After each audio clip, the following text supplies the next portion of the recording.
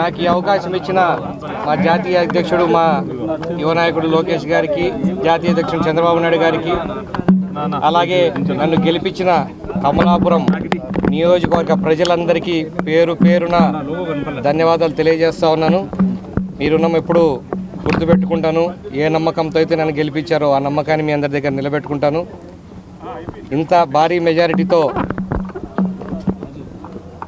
కూటమిని గెలిపించినందుకు రాష్ట్రం అందరికి కూడా మరోసారి ధన్యవాదాలు తెలియజేసుకుంటాను.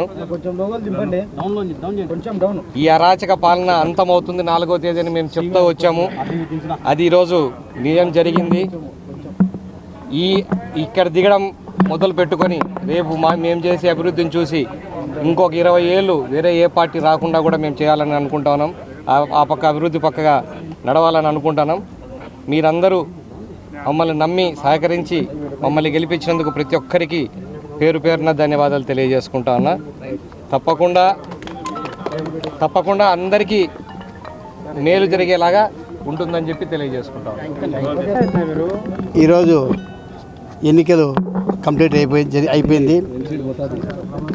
మా మైదుగురు నియోజకవర్గ ప్రజలు సుమారు 15 సంవత్సరాల నుంచి ఎన్నో ఎదురు చూస్తూ ఈ 5 సంవత్సరాల నుంచి అరాచకాలను ఎప్పుడెప్పుడు అణచివేయాలి అని చెప్పి కార్యకర్తలందరూ ఎదురు చూసి ఈరోజు అఖండ మెజారిటీ ఈరోజు మా మైదుకూరు నియోజకవర్గ ప్రజలు ఇచ్చినారు. వారికి అందరికీ కూడా కృతజ్ఞత తెలియజేసుకుంటున్నాను. వాళ్ళు చేసిన కష్టం ఈరోజు ఫలించింది. మా నాయకుడు చంద్రబాబు నాయుడు గారి, మా లోకేష్ బాబు గారిని ఈ 5 సంవత్సరాలు ఎన్నో సమస్యలతో ఎన్నో ఇబ్బందులు పెట్టి అనవసరంగా జైలు పాలు పంపించి మా నాయకుడిని ఒక్కనే కాదు కార్యకర్తలను అందరినీ ఎక్కడ చూసినా కూడా అక్కడ అరాచకాలు చేసి వాళ్ళు సంతోషిస్తూ ఉన్నారు. దానికి ప్రజలే ఈరోజు సరైన గుణపాఠం చెప్పినారు. ఖచ్చితంగా ప్రజలందరికీ కూడా మేము ఎప్పటికీ మేము చెప్పిన మాట మేము వాళ్ళకు కొన్ని ఆగ్దాలను ఇచ్చినాం. దాని ప్రకారంగా వారికి అందరికీ కూడా నెరవేర్చాలని చెప్పి మా ఆకాంక్ష. మా మైదుకూరు నియోజకవర్గంలో ఇంతవరకు ఒక బీసీ నాయకుడిగా ఇంతవరకు ఎప్పుడు రాలేదు. మొట్టమొదటిసారిగా మా మైదుకూరు నియోజకవర్గ ప్రజలు నన్ను ఎన్నుకునేందుకు వారికి ఎప్పటికీ ఎల్లవేళలా రుణపడి ఉంటారని చెప్పి ఈ సందర్భంగా తెలియజేసుకుంటున్నాను. మా కార్యకర్తలకు మేము ప్రశాంతమైన వాతావరణం తీసుకొచ్చి ప్రజలకు అందరికీ మంచి చేసే కార్యక్రమం పోతాం. కానీ ఈ కక్ష సాధింపు చేస్తే ఇదే రకం ఉంటుంది. ఈ జగన్మోహన్ రెడ్డి కక్ష సాధింపు చేసే ఈరోజు ఒక అవకాశం ఇచ్చి ఈరోజు అందరు ఏ రకంగా గుణపాఠం చెప్పి అందరికి తెలిసిన విషయం. కక్ష సాధింపుతో మనం బాగుపడలేం. మనం ఎన్నుకున్న తర్వాత మనకు బాధ్యత ఇచ్చిన తర్వాత మనం ప్రజలను కాపాడి అభివృద్ధి చేయాలి, ప్రజల సమస్యలు పరిష్కరించాలి. అదే బాటలో మేము ముందుకు పోతాం. కానీ వేరే ఆకాంక్షతో మేము ముందుకు పోము. మేమందరం ప్రజల కోసం మా మీద ఎన్నో ఆశలు పెట్టుకొని ప్రజలు మాకు ఓట్లు వేసి గెలిపించినారు. వారికి ఆశలను నెరవేర్చడానికి మా వంతు మేము కృషి చేస్తామని చెప్పి తెలియజేసుకుంటున్నాం. అవినీతి లేనటువంటి పరిపాలన చేస్తాం. అవినీతి అనేది ఎక్కడ ఉండదు. ఎక్కడ అవినీతి జరగకుండా పరిపాలన చేస్తామని చెప్పి మేము హామీ కూడా ఇస్తున్నాం అందరికీ కూడా.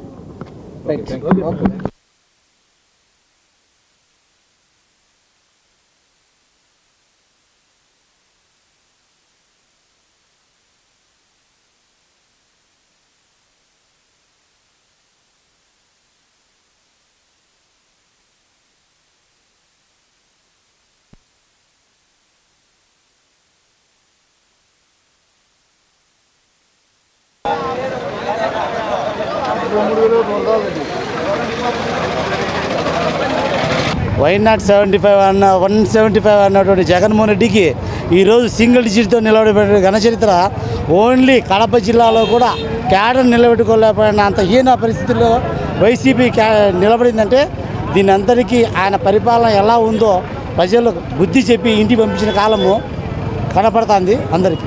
ఈరోజు తెలుగుదేశం పార్టీ విజయం సాధించడంలో ఈరోజు కీలకంగా వ్యవహరించిన ప్రతి ఒక్క తెలుగుదేశం పార్టీ నాయకుడికి, కార్యకర్తలకు, ప్రజలకు స్వచ్ఛందంగా ఈరోజు రాష్ట్రం బాగుండాలన్నా, ప్రజలు బాగుండాలన్నా ఈరోజు స్వచ్ఛందంగా అన్ని రకాల వర్గాలకు చెందిన వ్యక్తులు ఈరోజు ముందుకు వచ్చి తెలుగుదేశం పార్టీ గెలిపించుకోవడం అని చూస్తూ ఉంటే ఈరోజు తెలుగుదేశం పార్టీ విజయం కాదు, ఇది ఆంధ్రప్రదేశ్లో ప్రజల విజయం సాధించుగా మేము భావిస్తూ ఉన్నాం. ఈరోజు గత 5 సంవత్సరాలు జగన్మోహన్ రెడ్డి పాలనలో, అరాచక పాలనలో ప్రజలు విసిగిపోయారనే దానికి ఈరోజు 157 సీట్లకు పైగా గత చరిత్ర కన్నా ఈరోజు జగన్మోహన్ రెడ్డి గారు ఏదైతే మేము 151 సీట్లు సాధించాం గొప్పలని చెప్పుకుంటున్న జగన్మోహన్ రెడ్డి గారిని తల తన్నే విధంగా ఈరోజు కూటమి 157 సీట్లకు పైగా గెలుచుకోవడం అంటే ఇది ఖచ్చితంగా ప్రజల విజయం. ఈరోజు మేము ఒకటే చెప్తా ఉన్నాం, ఇది ఖచ్చితంగా ఈ 5 ఏళ్ళ పాలనలో ఖచ్చితంగా చంద్రబాబు గారు అన్ని వర్గాలకు న్యాయం చేసే విధంగా ముందుకెళ్తాం.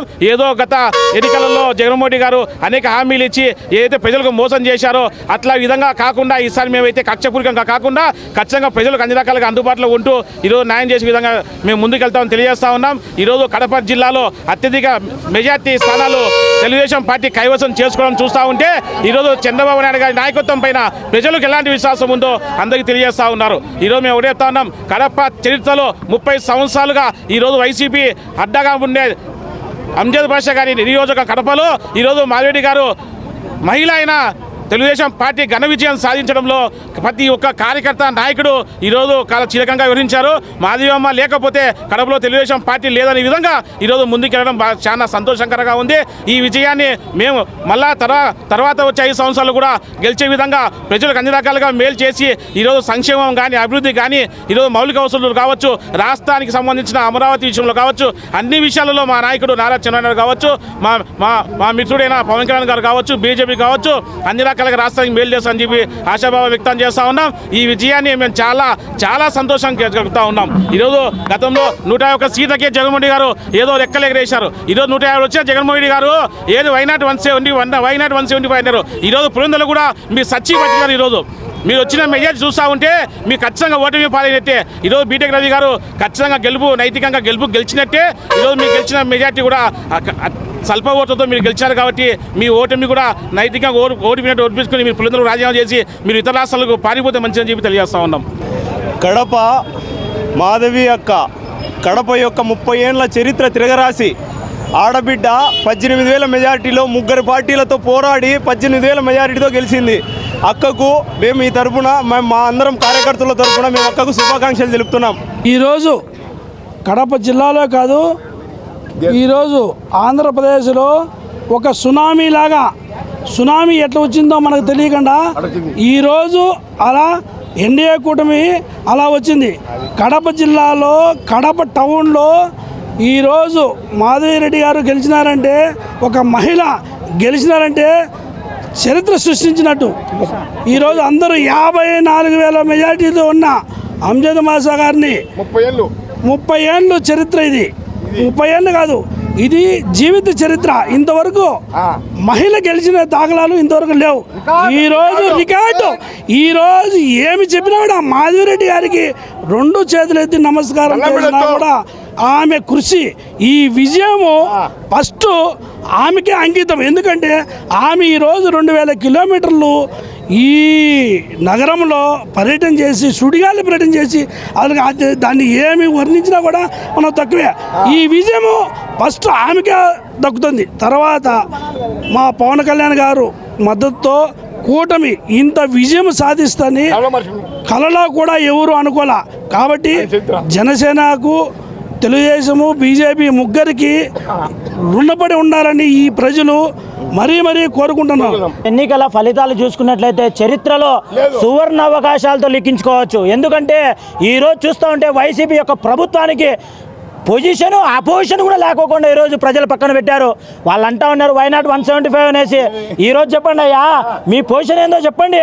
ఆ పొజిషన్లో కూడా మీకు కూర్చోబెట్టేదానికి ప్రజలు మిమ్మల్ని సంసిద్ధంగా లేరనేది మీరు తెలియజేసుకోవాలా. ఎందుకంటే ఈ యొక్క 5 ఏళ్లలో ప్రజల అరాచకాలు, మీ యొక్క ప్రభుత్వం యొక్క దౌర్జన్యాలతో ఈరోజు పరిపాలన కొనసాగించినారు. అటువంటి పరిపాలనకి స్వస్తి పలుకుది ఈరోజు రాష్ట్ర ప్రజలు తీర్పిచ్చారు. ఖచ్చితంగా 5 కోట్ల ఆంధ్ర ప్రజలకి ఈరోజు స్వాతంత్రం వచ్చినంత సంతోషంగా ఈ రోజు ఉన్నారు. ఆ యొక్క ఫలితాలు చూసుకున్నట్లయితే ప్రతి ఒక్కరూ స్వచ్ఛందంగా రోడ్ల మీదకి వచ్చేసి సంబరాలు చేసుకున్నటువంటి పరిస్థితిలో మనకు కనబడతా ఉంది.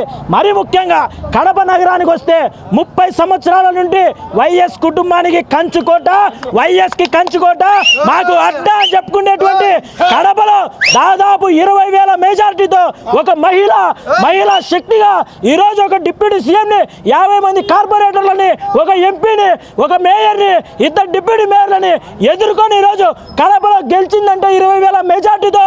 ఇది ఒక చరిత్ర.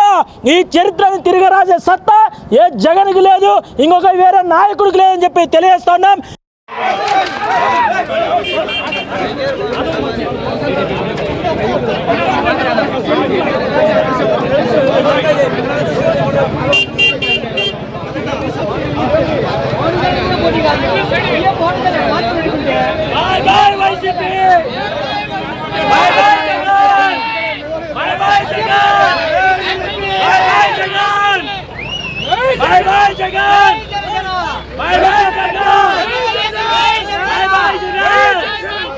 కడప గడ్డ తెలుగుదేశం పార్టీ అడ్డ, కడప గడ్డ వాసన్న మాధవక్క అడ్డ, మాధవక్క జై టీడీపీ.